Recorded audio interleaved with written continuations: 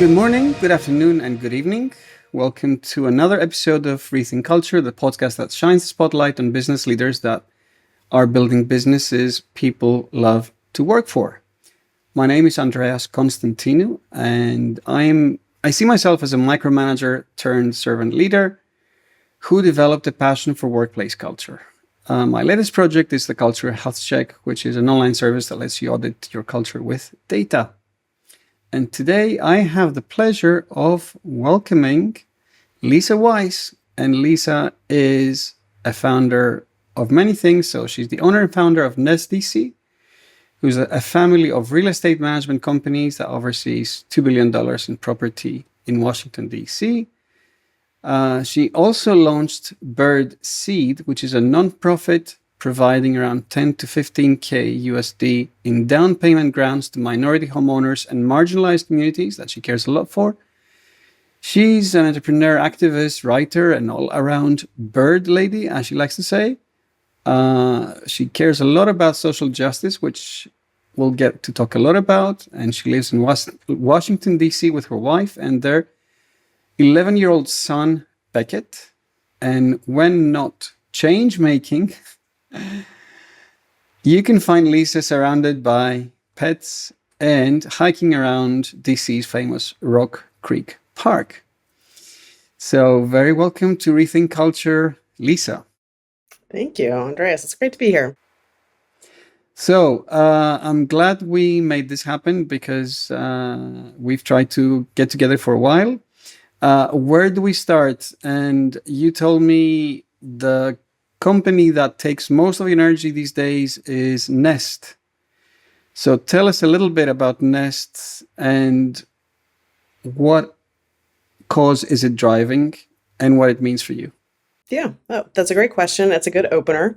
Nest DC is a residential property management company, which in the US is a company that focuses on managing property on behalf of owners. We focus on residential homes, whether that is an apartment unit in a building or whether that is a single family home. And our focus is on not only caring for the property, but caring for our residents, our clients, and the community that those properties are located in. Our focus has always been on creating a high quality of living in homes people feel happy to live in and call home. And we've taken a hospitality-based, values-based approach to managing real estate that is antithetical to the way the industry has traditionally operated in our environment, meaning a lot of folks look at and talk about residential property management as a series or number of doors. They refer to residents as tenants. They talk about rent rolls. They talk about ticketing. We talk about caring for people in their homes. The honor and privilege of being able to do so, we think, is a high calling. And for that reason, we've always pursued and tackled the work as one that we take very seriously and wanting to maintain and care for properties in a way that is consistent with how anybody can and should want to live, which is dignified, justified homes that they're proud to call their own. And does it have a social cause? Is it for a particular kind of part of the population and minorities, for example, or is what is the angle? What is the positioning for Nest? The angle is fairly straightforward. We want high quality property that people want to call home. So fair housing rules specifically do not allow us to carve out any portfolio for specific home owners or home dwellers. Our portfolio and rentals are available to anyone who qualifies, and we believe in that fair housing. But our properties are really set apart because they're well presented, they're beautiful, they're designed well, they're well maintained. They're places you can picture yourself living in for a long time. We're very particular about how we wanted to curate a portfolio of properties that set us apart from competitors who are not as interested in maintaining and caring for those properties to the highest possible standard. Our clients, of which we have many, many own one property or maybe a handful of properties. This is what we might call an accidental landlord. Folks that had a unit that perhaps they lived in for a period of time and then moved on, decided to keep that property as an investment, and then they hand those keys over to us to manage them for them in a turnkey um, nature, meaning we have from taking the keys from them the day that they move out to marketing, leasing, occupying, maintaining, and caring for the resident and the property over the course of its life as a rental. We want to make sure that that's an exclusive proposition for our residents and that they're looking at our portfolio as sort of the best in the business. That has been our signature as a company. But in addition to having the highest quality portfolio and wanting to have property that's very well maintained and stylish and all the things that people want in property, we understand that we're part of a community that has hosted and supported our company in thriving. And it's our responsibility to give back to and care for the community that has cared for us. So there's a lot Hmm. of community engagement that we do, from picking up trash in neighborhoods to painting buildings for nonprofits to hosting fundraisers for organizations that are aligned with our value system. Personally, as the founder and owner, I serve on a lot of community boards in a volunteer capacity, offering my leadership skills and experience in real estate and as an entrepreneur, and making sure that we contribute and give back. That's a huge part of our focus, is being justice oriented. And what does justice oriented and property management have in common? It means that we want to ensure that we're not only creating great living experiences, but great jobs, that we're contributing to Hmm. our local economy, that we procure and spend locally. I know that Gina Schaefer is the woman that tied us together in this Hmm. conversation. Gina is the owner of a number of Ace Hardware stores in the region. We've become very close friends, and there's a point at which we decided that our spending as a company, which is in the millions of dollars every year, we had a choice about where we were spending those dollars. And Hmm. a lot of, obviously, construction materials and maintenance supplies are part of our procurement.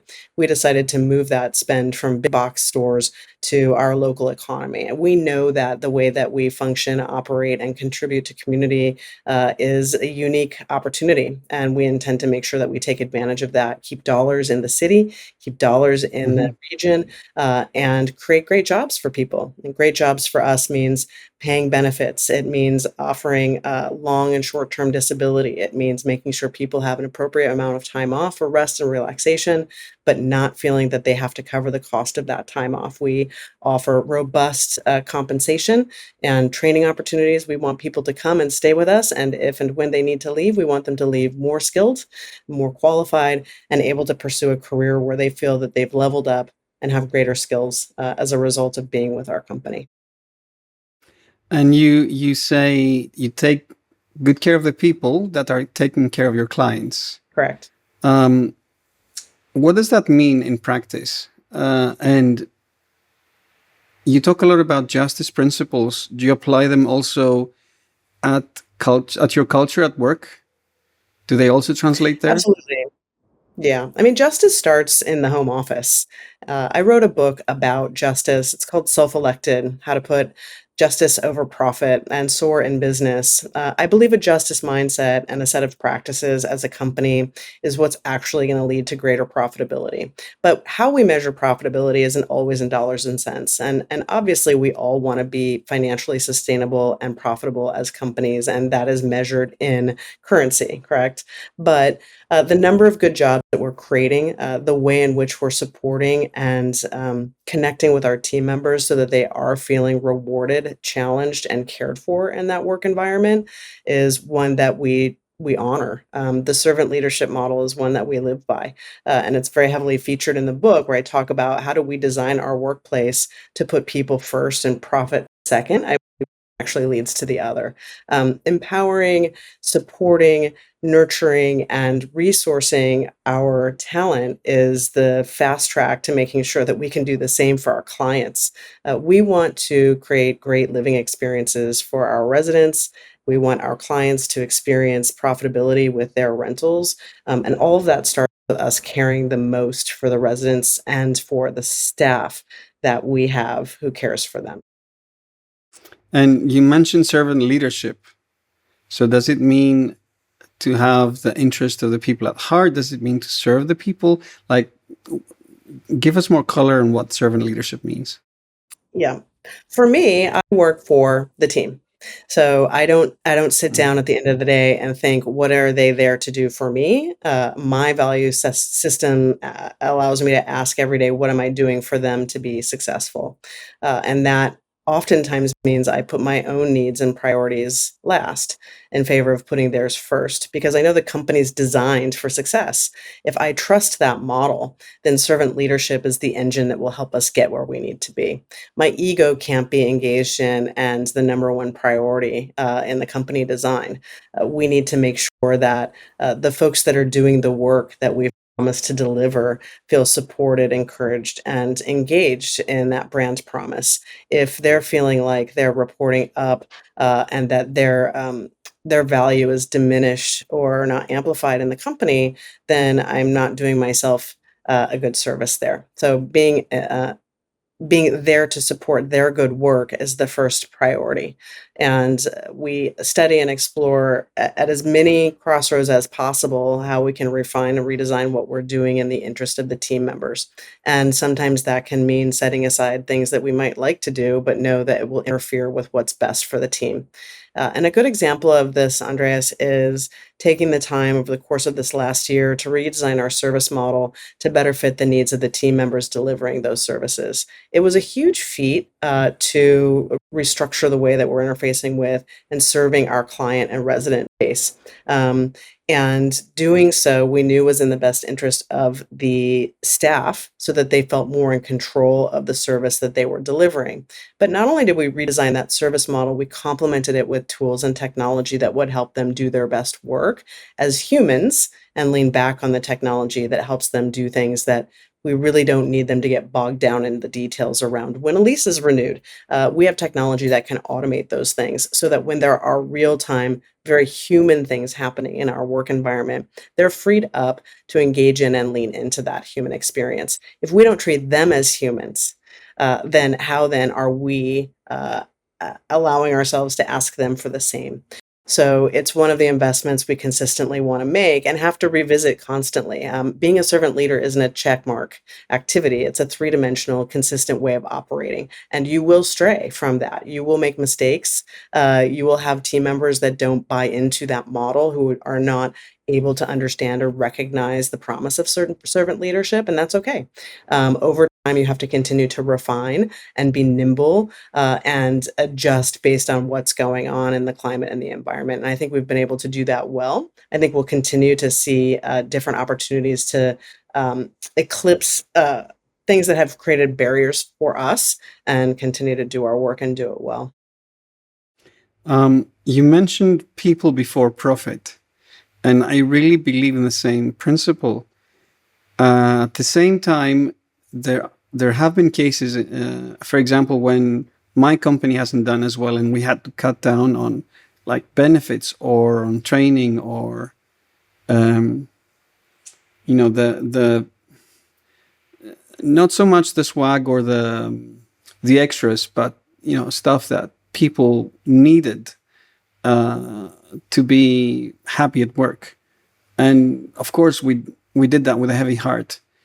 Have you had such a dilemma in your career? And are you able to, navigate this paradigm always on the people side?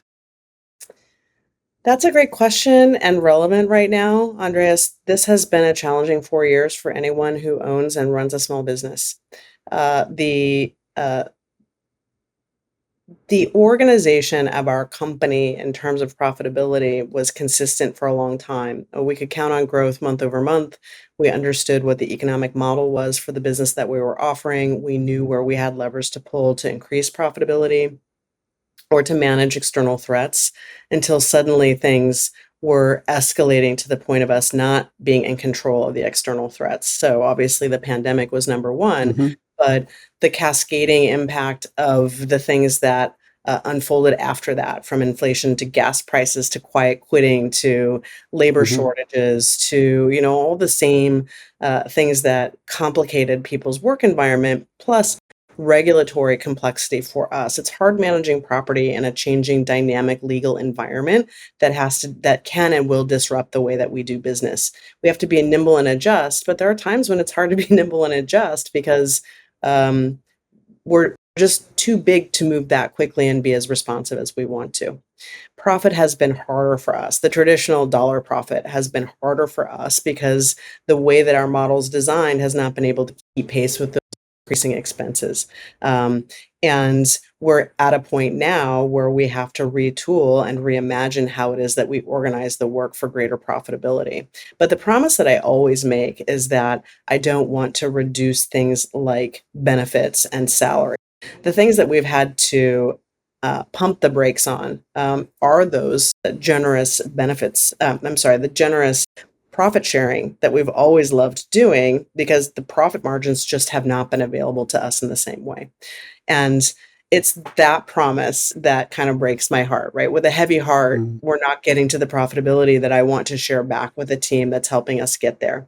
So then it's my responsibility to say, how do I engage in the company in a way that is strategic, that is intentional to get us to the profitability? What needs to be true around the company in terms of our operations that allow us to get back to abundance? And we're in that process now. As I said, sort of pre-show, we sold to companies heading into this year, which allowed us a really unique opportunity to circle our wagons and say, what is our legacy brand, which is NestDC. We've been in business for 15 plus years. We manage $2 billion in residential real estate. We have a very strong, very well-liked brand with a lot of fans. Said nobody ever in property management. We have an email list of 11,000 people and email open rates in the 50 plus range. These are things that are uncommon, that I'm really proud of that we have to work with as we reimagine what profitability looks like for the company, with a heavy focus on that legacy core product, which is caring for people in their residential homes. And there are new ways of operating that allow for different kinds of efficiencies that weren't available to us when we started. So we've spent this year redesigning our baseline corporate operations so that we're a Mhm. lot more sophisticated in how we're delivering our internal work models and delivering a Mhm. service back to our ownership and our client and our residents. So, we will start to see the fruits of that labor. There's a long tail, right? What you're doing today, you may not see the fruits of that labor until a year or two down the line, but we're aware of the need for and the impact of those investments today, so we have a brighter tomorrow and the next day and the next day. And that comes down to changing our information management systems, integrating new technologies, automations, workflows, redesigning Mhm. the way that we manage human resources, thinking about our marketing models and where we're going to get the Mhm. most bang for the buck, economizing where we can, investing where we should, has been our core and key focus. So we're proud of the work that we've done. We understand there's still more to do, but there's a commitment to an optimism around what lies work that we've invested in rebuilding the company for this particular moment in time, from a technology and business environment perspective, and adding and pouring in the secret sauce that only NestDC has really had, particularly in the property management environment, and then moving forward as a company to continue to rise above a baseline standard of management and really set a new bar for what management looks like. So you mentioned profit sharing, which is typically part of how you instill ownership or a sense of ownership into employees. Correct. Um, and I was chatting with someone whose business is suffering, and so they are trying to figure out how to have um, employees sympathize or empathize with the business. In other words, understand what it means to be the owner of the business. And so my question to you is, at Nest, how do you help or encourage employees to feel more like owners of the business, as if they share the problems of the business, not Yeah. just that their livelihood depends on the business? I'll say this, it's not their responsibility to empathize with me. At the end of the day, I own the company, and they don't. And that is just the stark reality of the situation. It's my responsibility to give them the opportunities to feel and be rewarded by the fruits of their labor. And it's my responsibility to build a company that has a brand promise that they actually believe in and want to commit to.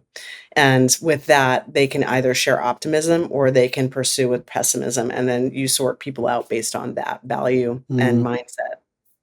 They understand it's everybody's to participate in the success of the company, but it is not their responsibility to drive the entire company toward an mhm, abundant future. They play a role in. They need to understand what that role is. They need to understand and be rewarded for success. And rewards aren't always monetary. Rewards are about calling out and saying, "Thank you for that work. This is what that work did to contribute to a stronger company." It's about reminding them where their efforts have impact and where certain efforts don't, and saying, you don't need to do that anymore. It's not actually, the juice isn't worth the squeeze on that activity. We're going to sunset that. It's about coming in and saying, we can help you be successful, not just depend on you understanding what success is. It needs to be collaborative, or you're never going to get to that success model. And it's a hard one, right? It is a lonely place for the owners, particularly when things are hard, when the team members do not have that empathy or compassion for the position that you're in, and that is just um, that's how the cookie crumbles for leadership. It is my unique role as the owner founder of the company to carry the burden of its future success and to continue to try and design it in such a way that people feel good about playing a role in that. Obviously, one of the levers that I can pull is profit sharing. They get handily that and easily that when we are more profitable, we have a tradition of and track record in sharing back those profits. So we commit to our promise as a leadership team, and as an owner, I commit to that promise.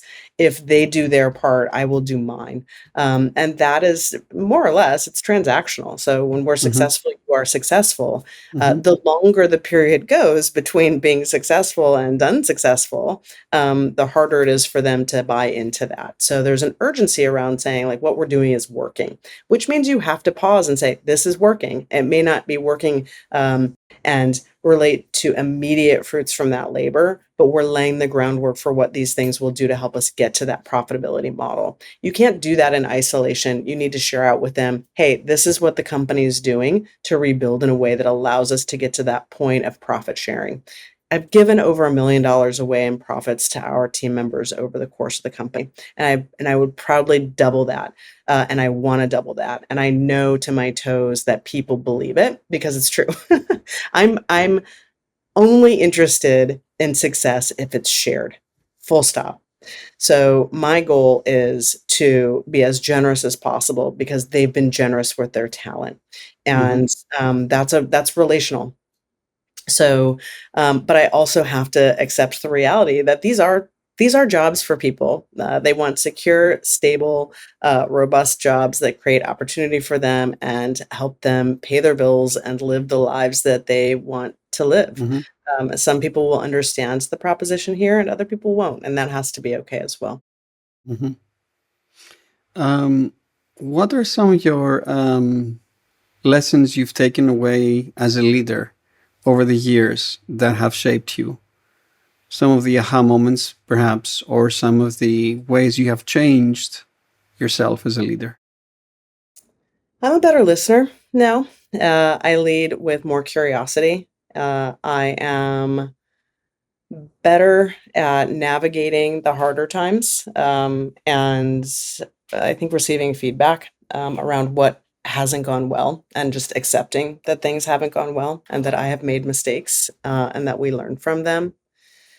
I've had to understand and accept that not everybody is going to be as enthusiastic about what we're doing as I am, and that that's okay.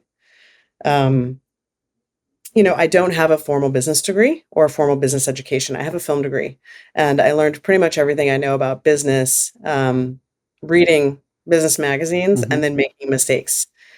I think there's a point at which I could have very much benefited from having someone with a more formal education in business, because there were a lot of things that I could and should have been doing that just were not known to me, and didn't have the time to pause and say, what's my customer acquisition cost?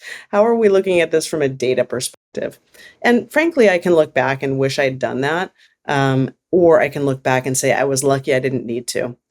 We did experience that month over month growth, that year over year growth. The trajectory was consistent. We were thrilled with what we were doing. We were being successful in the business model until, again, things started to change and shift. The Yeah, pandemic presented problems that were a lot more complex. Um, if if I were going to go back and make some changes, it likely would be in that formal kind of business inputs that we lacked, but I don't have regrets, if that makes sense. absolutely makes sense. Um, yeah, I don't believe in regrets. I believe we can avoid regrets by being proactive now. But every mistake is a learning opportunity, like Gary Ridge of WD-40 says, or a learning moment, he says. Correct. Yeah. Um, and I totally empathize with what you said. Making mistakes throughout your entrepreneurial career, it's exactly what I did, and I regret not having a mentor in the earlier years of my entrepreneurial life. One thing we share in common is I found great solace and structure in EOS Entrepreneur Organization System, which for me was a transition point in my business.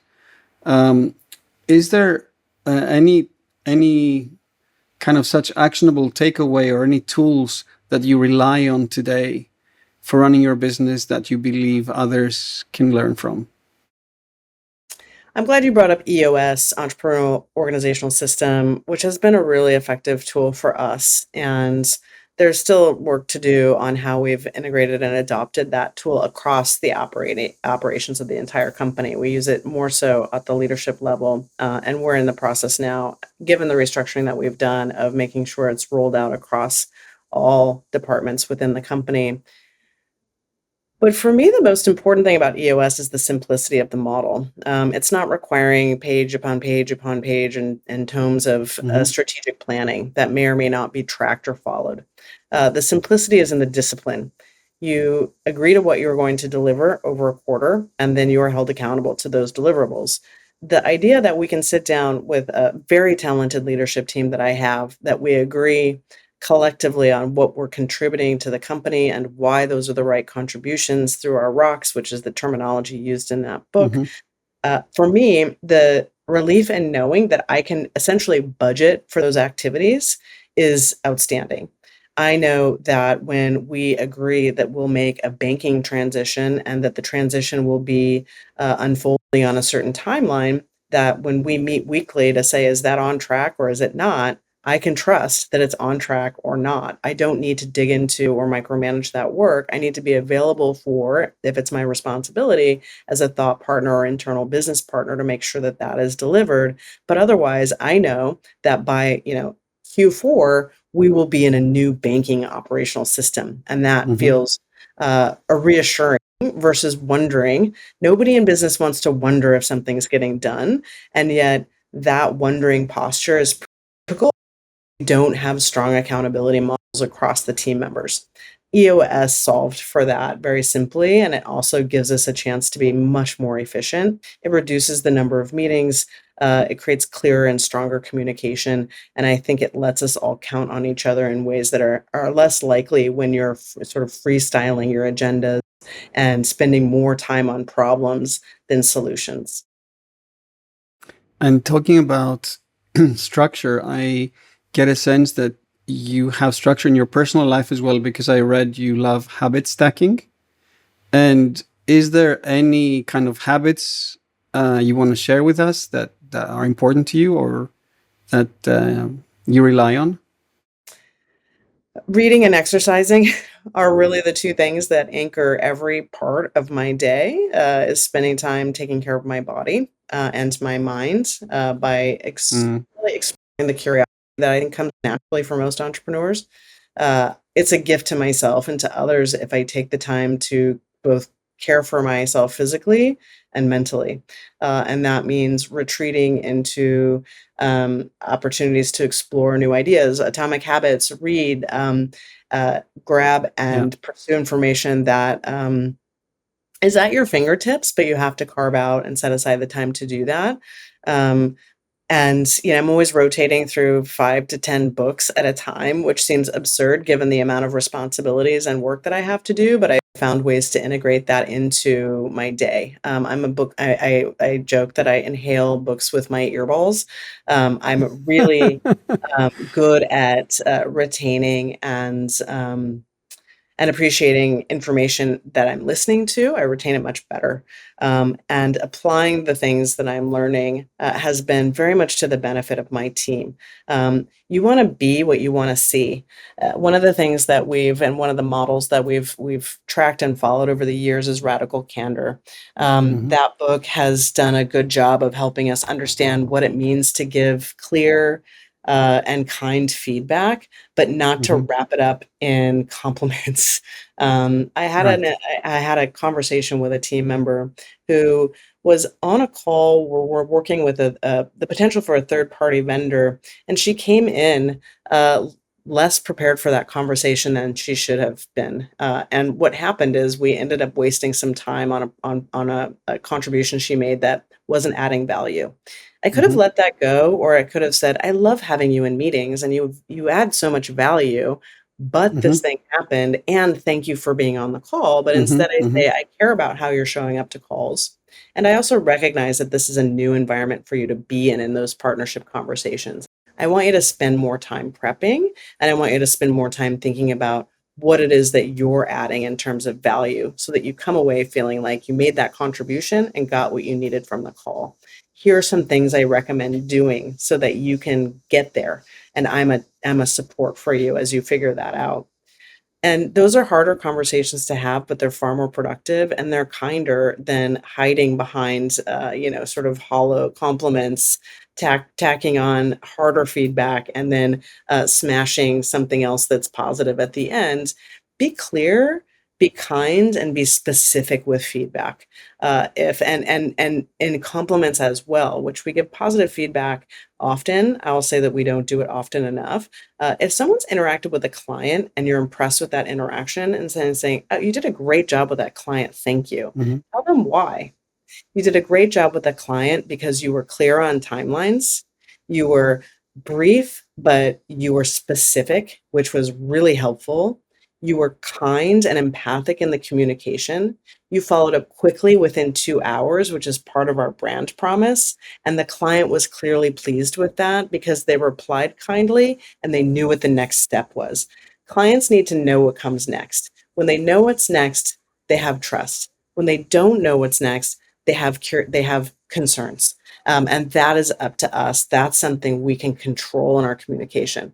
So I've not only done them the favor of calling out something that I'm happy and impressed with, but I've actually shown them exactly what worked so that they know what to do over and over again. And when you praise publicly, which is what Radical Candor does a good job of sharing out, when you praise publicly, you're telling everybody else what it is that shines across the company. And everybody wants praise. Everybody wants the dopamine rush. Taking the time to praise specifically is what's going to actually encourage people to do more of what you want and less of what you don't.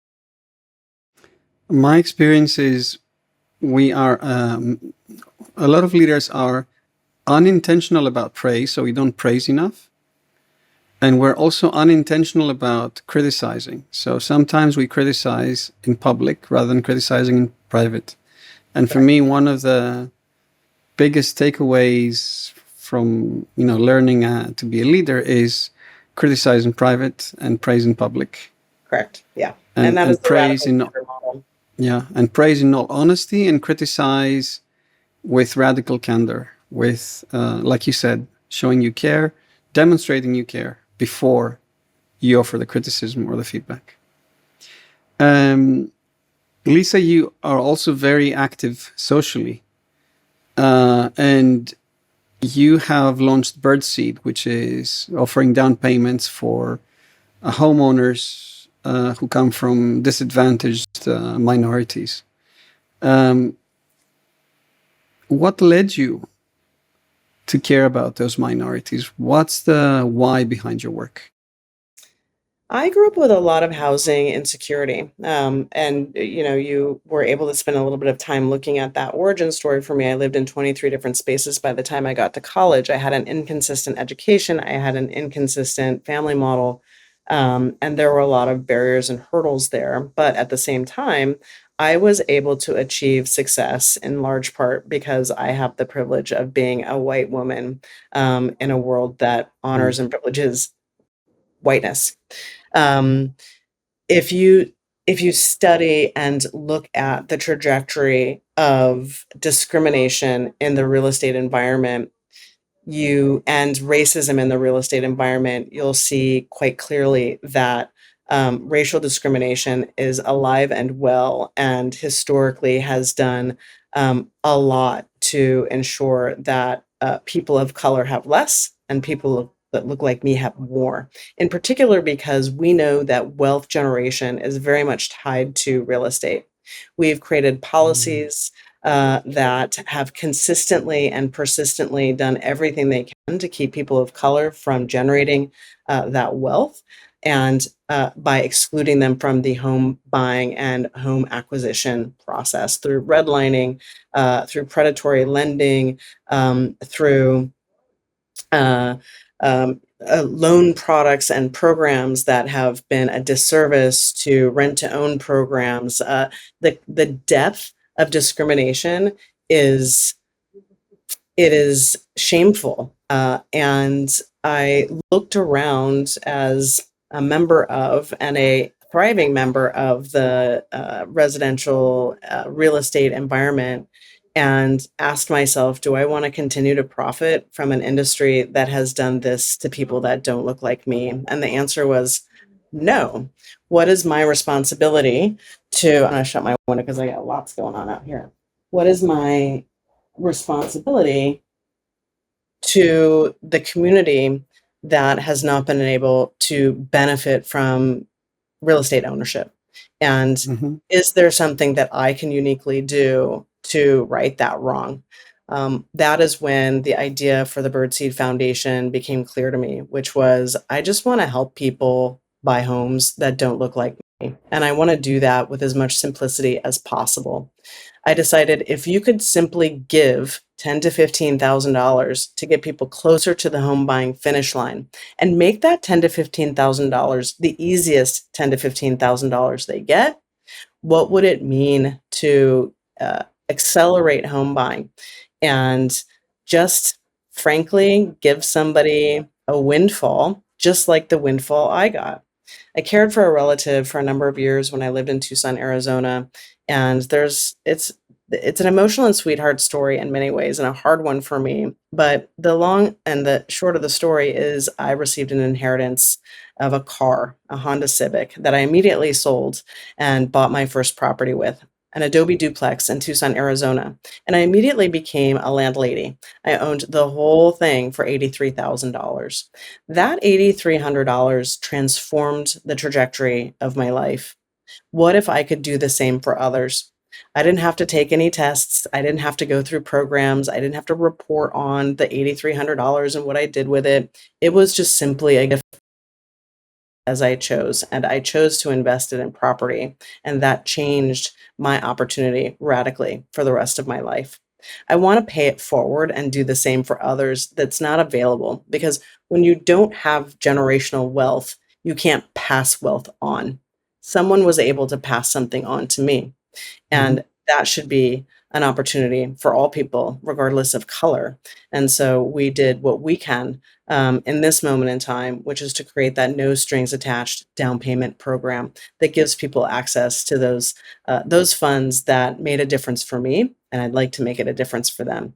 And over the course of 4 years since we started birdSEED, we've been able to help 25 families with their homes. They've closed on those properties.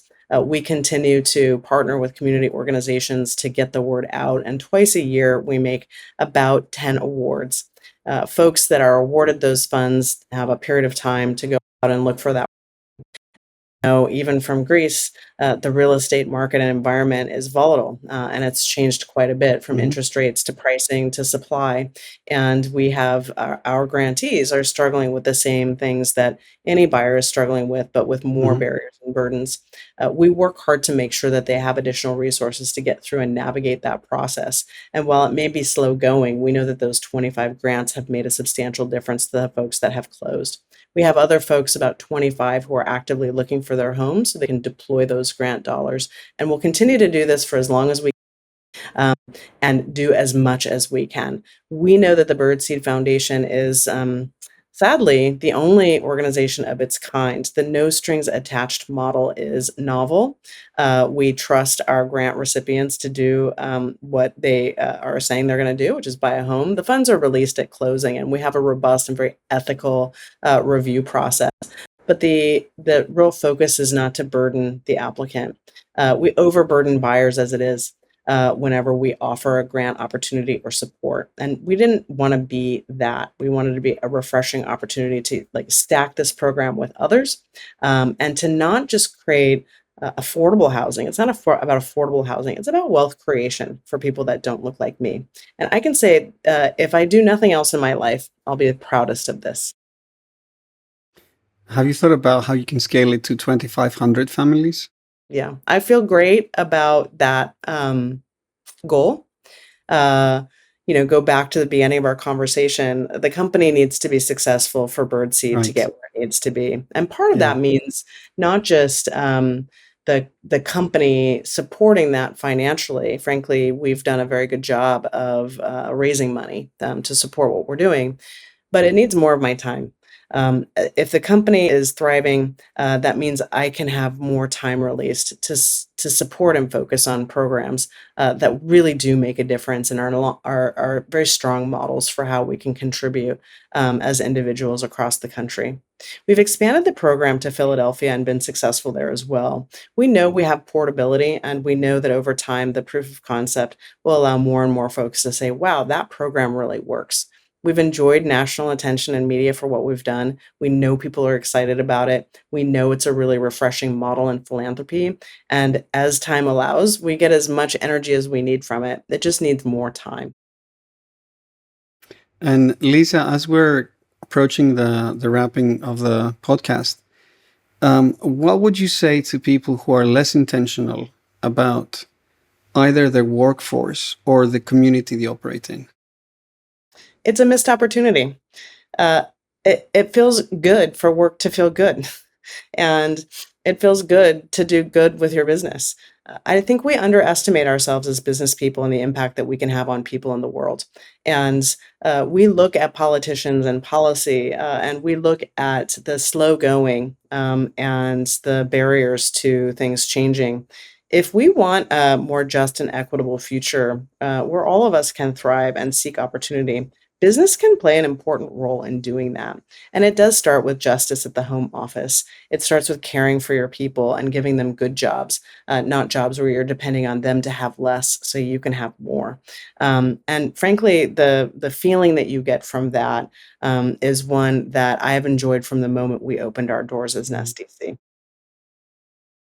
Lisa, I'm inspired by the care and the thoughtfulness you've put on underprivileged communities that you serve, and with birdSEED and with Nest, the uh, care you put in how you structure your, from your internal processes to the homes that you build and take care of, um, and also inspired by your thoughtfulness. You're one of the few people that actually I think I could be taking notes and writing a book from what you say. It all comes out fluidly.